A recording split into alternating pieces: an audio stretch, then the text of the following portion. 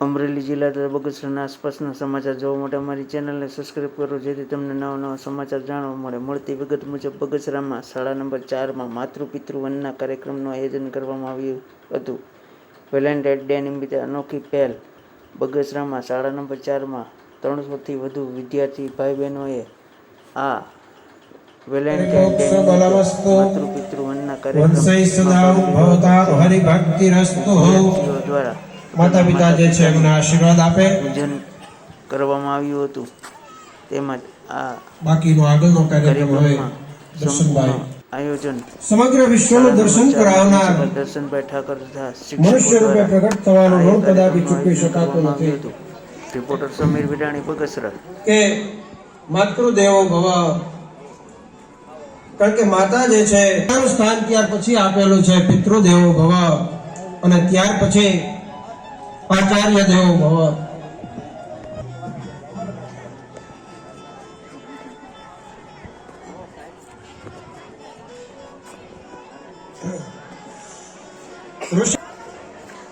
સર્વપ્રથમ એ ગણા છે. આજના પ્રસંગે માતા પિતા વિશે બાળકોને કહેવા માટે જે તક સાંપડી છે, અને બાળકોને કહેવાનું મન થાય કે આ જગતની અંદર માતા પિતા જે છે હંમેશા ઉચ્ચ સ્થાન ધરાવે છે. જીવનના કોઈ પણ સત્તા સ્થાન કે વ્યવસાયની અંદર જોડાઈએ ત્યારે માતા પિતાને ભૂલવા ન જોઈએ. માતા પિતાની સેવા, એમણે બતાવેલા માર્ગનું અનુસરણ કરવું જોઈએ.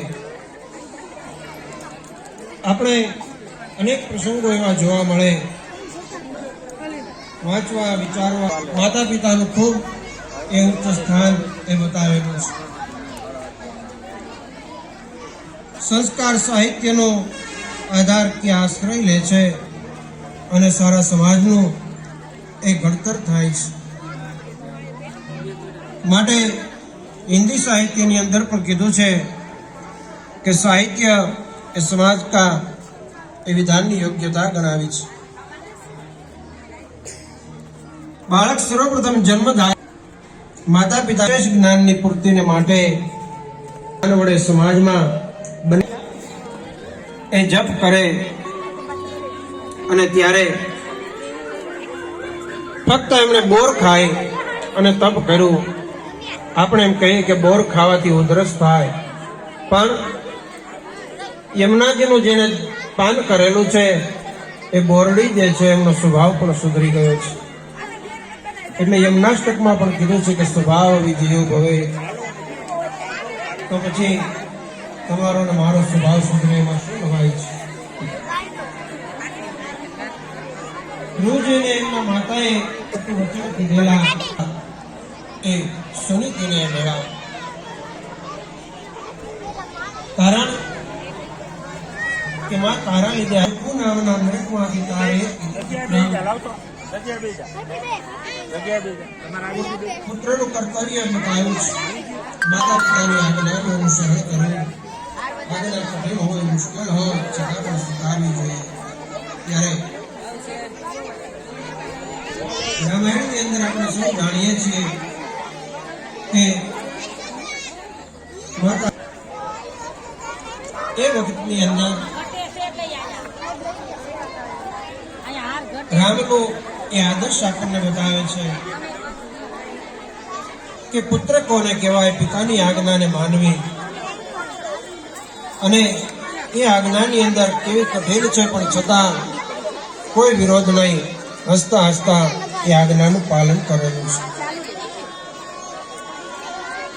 એ પ્રસંગમાંથી આપણને જ્ઞાન લેવું જોઈએ કે પિતાની આજ્ઞા સર્વમાન્ય રાખવી, અંતે એ ફળદાયક બને છે. એટલે કોઈ કવિએ લખ્યું છે કે ચડી છાતીએ જે ઘડી મુછ તાણી. શાળી છે આ શાળાના અમે સૌ સ્ટાફ મિત્રો, કે આજે આવડી મોટી સંખ્યામાં આ બાળકોના મા બાપની સેવા કરવાની તક અમને આ ટ્રસ્ટના માધ્યમથી મળી છે. 14મી ફેબ્રુઆરી એને દુનિયા આજે વેલેન્ટાઇન ડે તરીકે ઉજવે છે, અને આપણે વર્ષોથી આ દિવસને માતૃ પિતૃ વંદના તરીકે ઉજવીએ છીએ. આપણા ટ્રસ્ટના ઉપેન્દ્રભાઈ પારેખ અને ગિરીશભાઈ પારેખ દ્વારા આપણને આજે વિચાર આપવામાં આવ્યો હતો. આ વિચાર પેલા બીજ હતો, એને આપ સૌએ પાણી પાઈને છોડ કર્યો અને હવે ધીમે ધીમે આ વૃક્ષ બનતું જાય છે. આજે ફરીવાર અમને ગૌરવ થાય છે કે આજે પણ ખુરશીઓ જે છે એ પાછી ઘટી છે. દર વખતે અમે વધારીએ છીએ કે આ વખતે 50 ખુરશી વધારીએ, પણ આ વખતે પાછી ઘટી.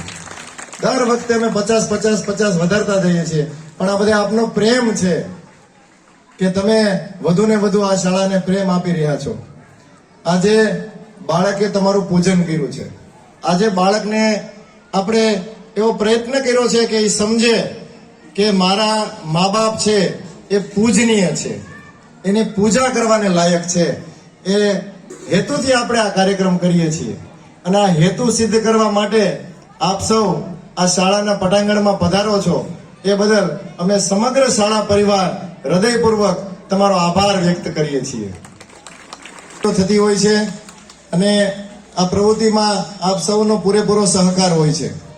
આજે પ્રોત્સાહિત કરવા માટે ટ્રસ્ટ વતી આપણા માસી જે છે અહીંયા ઉપસ્થિત છે. પહેલા તો આપણને આવડું મોટું આયોજન કરવા માટેની આ બધી તક આપે છે એ બદલ એમના માસીને પણ આપણે તાલીઓથી વધાવીએ કે આવડી ઉંમર છે પણ આપણે પ્રોત્સાહિત કરવા માટે ચાલવામાં પણ મુશ્કેલી છે, છતાંય આપણી વચ્ચે આવી અને આપણે પ્રોત્સાહિત કરે છે. ખાલી આ એક ખુરશી ખાલી હોય ને તો અમારું અડધું મન મરી જાય કે માસી કેમ નથી આવ્યા. આ એક ખુરશી ખાલી હોય ને તો આપણે બધાને એવું લાગે, કારણ કે પહેલી વખતથી આપણી યાર જોડાઈ ગયેલા છે, એક પણ વખત ખાલી નથી રહ્યો. તો માસી જે છે એનો પણ અમે આભાર વ્યક્ત કરીએ છીએ. શિક્ષણ વિભાગમાંથી અમને પ્રોત્સાહિત કરવા માટે કેળવણી નિરીક્ષક શ્રી રમેશભાઈ માલવિયા ઉપસ્થિત છે, બીઆરસી કોઓર્ડિનેટર. આ સમગ્ર કાર્યક્રમ માટે જે જહેમત ઉઠાવી રહ્યા છે નટુભાઈ ભુગતાણી અને નિલેશભાઈ ભુગતાણી, એ બંને માટે આપણે તાલી પાડીએ. આ બંને જ છે સતત પ્રયત્નને કારણે આજે આપણે આ કાર્યક્રમ કરી રહ્યા છીએ. કારણ કે આ આવડો મોટો કાર્યક્રમ કરવો એ કોઈ એક વ્યક્તિની હાથની વાત નથી. કેટલા હાથ ભેગા થાય છે ત્યારે આ કાર્યક્રમ થાય છે. એમાં તમે બધા પણ આ જોડાયેલા છો, આપણો પણ આમાં હાથ છે. માનનીય આ કાર્યક્રમમાં ઉપસ્થિત છે. આજે માતૃવંદના કાર્યક્રમ આપણી જે જૂની સંસ્કૃતિ છે કે બાળક નાનપણથી જ સંસ્કાર મેળવે એવી પ્રવૃત્તિ કરે, એ આ શાળાના આચાર્ય શ્રી દર્શનભાઈએ આજથી ઘણા વર્ષથી આ કાર્યક્રમની શરૂઆત કરી છે. તો એમને પણ આપણે ખૂબ ખૂબ અભિનંદન આપીએ, કારણ કે આવો કાર્યક્રમ કરવા માટે આમ તો ઘણા સમયથી લોકો મહેનત કરતા હોય છે. તો દર્શનભાઈને અને શાળા પરિવાર વતીને ખૂબ ખૂબ અભિનંદન. આવો આપણો કાર્યક્રમ અને આવી જ આપણી સંસ્કૃતિ જળવાઈ રહે એ માટેનો એમને ખૂબ ખૂબ શુભેચ્છા. જય ભારત, જય વંદે માતરમ. શું કહેશો આજે કઈ રીતનો કાર્યક્રમ હતો?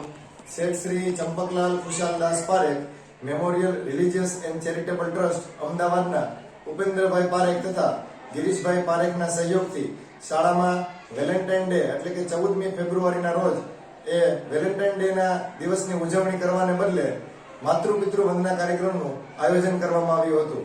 ટ્રસ્ટનો હેતુ એ હતો કે બાળક જે છે એ આજના દિવસે પ્રાચીન આપણી ભારતીય સંસ્કૃતિથી પરિચિત થાય. આજના સમયમાં બાળકો પશ્ચિમી સંસ્કૃતિ તરફ વળતા જાય છે અને આવા વિદેશી દિવસોની ઉજવણી કરે છે.